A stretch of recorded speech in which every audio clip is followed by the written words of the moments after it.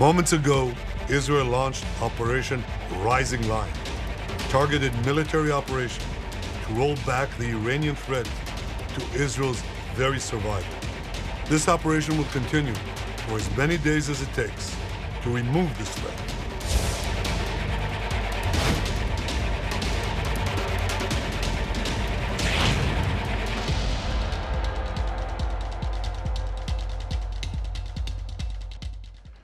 중동 정세가 긴박하게 돌아가고 있습니다. 오늘 새벽 이스라엘이 이란의 주요 핵시설을 전격 타격했습니다. 바로 짚어보겠습니다. 자, 아침부터 놀라신 분들 상당히 많았을 것 같습니다. 지금 영상 저희 보여드리고 있는데 이란 수도 테헤란이요, 이스라엘의 공습을 당해 폭발이 일어나고 불길이 치솟는 모습 영상으로 보여드리고 있습니다. 자, 서승민 변호사, 일단 정확히 어디에 어떻게 공습을 했습니까? 네, 일단 이스라엘은 현지 시각으로 6월 13일 새벽에 이란 수도인 테헤란을 포함을 해서 군사기지나 핵시설이 존재하는 다수의 지역을 전투기를 동원을 해서 타격을 했습니다. 네. 이번 타격을 일어서는 사자라고 부르고 있는데, 먼저 수도인 테헤란 같은 경우에는 공습으로 인해서 군 고위 관계자들이 사망하고 또 핵 과학자 수명이 사망을 했습니다. 예. 시내에서는 민간인 사상도 발생을 했고요.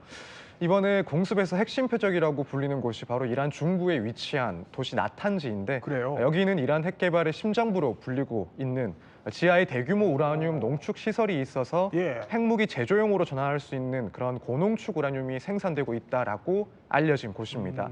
그렇기 때문에 과거에도 이스라엘이 이곳을 공격 대상 1순위로 꼽아왔었고, 네. 지난해 4월에는 이스라엘이 이곳 인근의 방공망을 타격하게 됐습니다.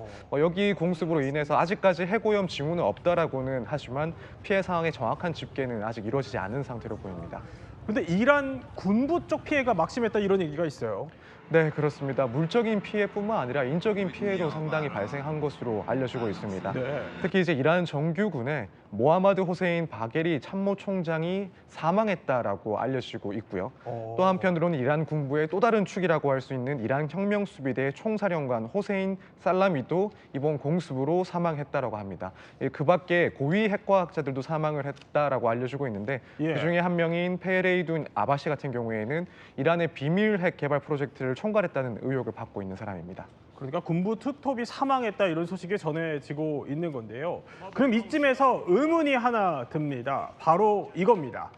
자, 이란 핵 문제는 사실 하루 이틀 된 것도 아닌데, 그러면 이스라엘이 왜 지금 갑자기 선제 타격에 나섰을까? 이 부분은 어떻게 봐야 됩니까? 아무래도 미국과 이란 간의 핵 협상이 교착 상태에 빠져 있기 때문입니다. 총 5차례 협상이 이루어졌는데 네. 협상이 결렬이 돼버렸어요. 가장 중요한 이슈가 뭐였냐면 이란 내에서 우라늄 농축을 하는 시설을 운영할 거냐 말 거냐 문제거든요. 그렇군요. 이걸 미국은 절대로 반대하고 있는데 이란은 지금 하겠다고 하는 거니까 네. 이걸 어떻게든지 합의를 봐야 되는 5차례 회담에서도 그게 합의가 안 되는 과정이었고, 트럼프가 이 회담 기간을 2달로 못을 박았습니다. 근데 2달 다 돼가는데도 핵 협상이 결국은 제대로 이루어지지 않다 보니 예. 이스라엘이 이란을 선제 타격할 수 있는 빌미를 준 거죠.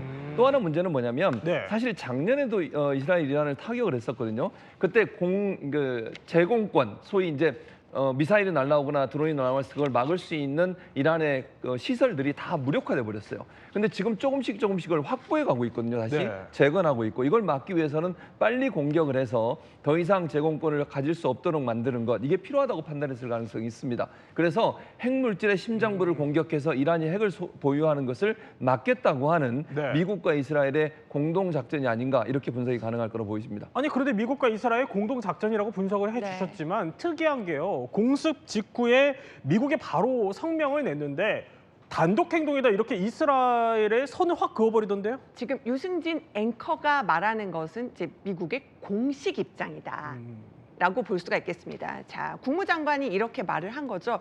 이거는 우리랑 상의한 거라기보다는 네. 이스라엘의 단독 행동이다. 이러면서 이런 얘기를 해요. 지금 보면은 미국인이나 미국의 이익에 대해서 보복하거나 이러지 말아라. 이것은 이스라엘의 단독 행동이다. 그러니까 그렇게 우리랑 상관이 없다 선을 긋는 것은 혹시 또 미군에 대한 보복이나 이렇게 되면서 확전이 될까 봐 그것을 우려해서 이렇게 선을 긋는 것으로 보입니다. 트럼프 대통령도 계속 과거에 보면은 이란과 좋은 대화를 하고 있다. 자, 네타냐후 총리한테 이란 공격 부적절하다고 계속 말해왔다. 이렇게 공식적으로는 얘기해 왔잖아요. 그런데 중동 전문가들을 계속 취재를 해 보면은 방금 최 교수님이 말씀하신 것처럼 아니 미국이 분명히 이거 몰랐을 리도 없고 결국 단독 행동도 아니다라고 말씀하시는 분들이 많습니다.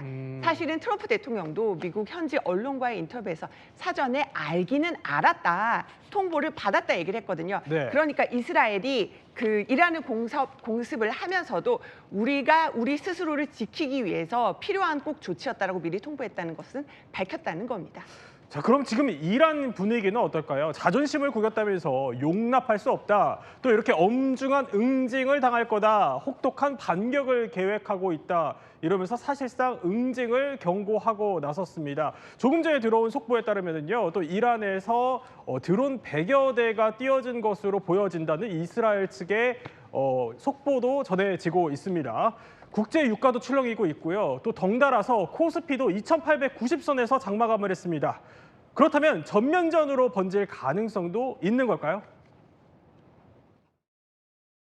작년하고도 분위기가 완전히 다르고 그다음에 이란의 반격이 상당히 거셀 거예요. 핵시설만 때린 게 아니라 지금 평양수비대 사령관부터 해서 최고의 핵과학자 기술자도 지금 2명 정도 암살이 당한 것 같거든요. 그렇기 때문에 이란도 상당히 지금 이번 보복은 작년 수준의 보복이 아니고 상당히 강력한 보복이 나올 가능성이 높아서 전쟁은 이제 시작이고 상당히 격화될 가능성이 높다, 이렇게 이제 말씀드릴 수 있죠. 자, 일촉즉발의 상황, 당분간 우리 시장에 미칠 파장 아주 예의주시해야 할 것 같습니다.